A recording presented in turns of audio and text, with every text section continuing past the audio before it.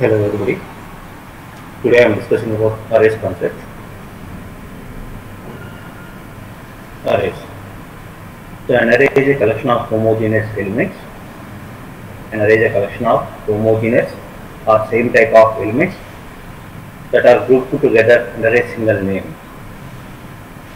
Here, homogeneous or same type of elements means similar elements. It can be accessed either sequentially or randomly.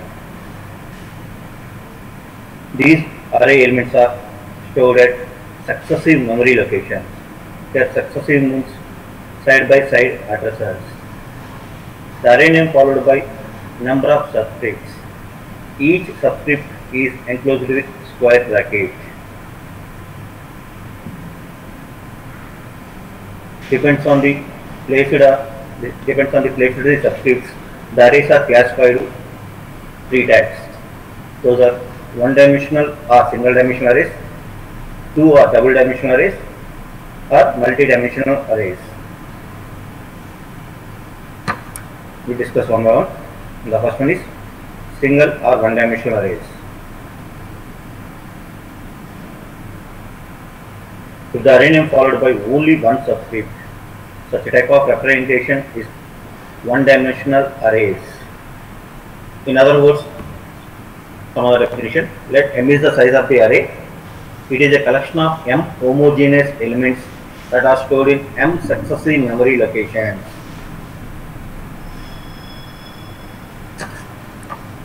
Here the array name followed by only one subscript. Here see some declaration here. This is the syntax of one-dimensional arrays. Data type space array name of size.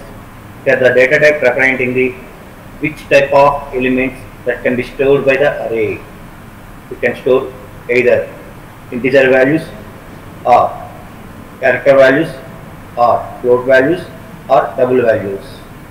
Depends on the placing the data type. You can store only similar type of data elements only. Data type representing the which type of elements that can be stored by the array. And the array name representing the name of the array, and it follows valid identifier rules. You know what some valid identifier rules? Those rules like the array name must start with alphabet only. It is a combination of alphabets, digits and underscore. The keywords are not allowed as a variable names or identifier names. The special characters does not allow within the identifier name. The size. Here the size representing the maximum number of elements that can be stored by the array. The maximum number of elements that can be stored by the array is representing by the size. See some example here. Int age of 5. Here int representing this array can store only integer value. The age representing the name of the array. This age must follow by the identifier rules. The 5 representing this array can store maximum 5 elements only.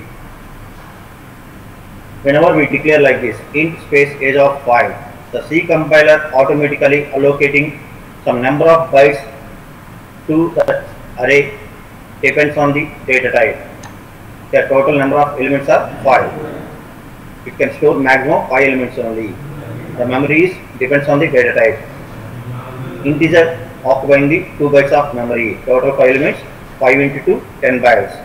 Now age array occupying the total 10 bytes of memory. Here 0, 1, 2, 3, 4 representing the index values. Here each location, A of 0 location, A of 1, A of 2, like each location occupying the 2 bytes of memory because of the data type is integer. If it is a character, it occupying only 1 byte. If it is a float, it occupying 4 bytes of memory. And this is declaration. Declaration is nothing but allocating the memory. Next, initialization. So here initialization can be done in two ways. Compile time initialization, runtime initialization. Compile time initialization is nothing but the list of values are assigned to the array at the time of declaration is called compile time initialization. You know that this is the declaration. These list of values are assigned to the array at the time of declaration is nothing but compile time initialization. These list of values are separated with comma operator. By default, the first value is located at 0th index, marks of 0. The second value placed at the next location. The next value placed at the next location. Like this, these values are stored in the some different memory locations. And next one, runtime initialization. So runtime initialization is nothing but to read the array elements with the use of scanf function at the time of program execution is nothing but runtime initialization. The array values are reading at the time of program execution with the use of scanf function is called runtime initialization. Whenever we are reading the array elements and storing in the some memory location with the use of scanf function is nothing but runtime initialization. Let's see some example here. With the use of scanf function, I am reading the some array elements and storing in the some array locations. And finally, with the use of printf statement, again I am accessing those values and printing on the screen. This is the compile time initialization, runtime initialization. Compile time is nothing but before executing the program, at the time of declaration, at the time of variable declarations, I am assigning values to that variable. This compile time initialization, and also call it as direct initialization, runtime initialization. So I am declaring only array, but not assigning the some values. So at that, with the use of scanf function, I am assigning some values to this array. This is called runtime initialization. Okay, and this is one-dimensional arrays, declaration, and initialization.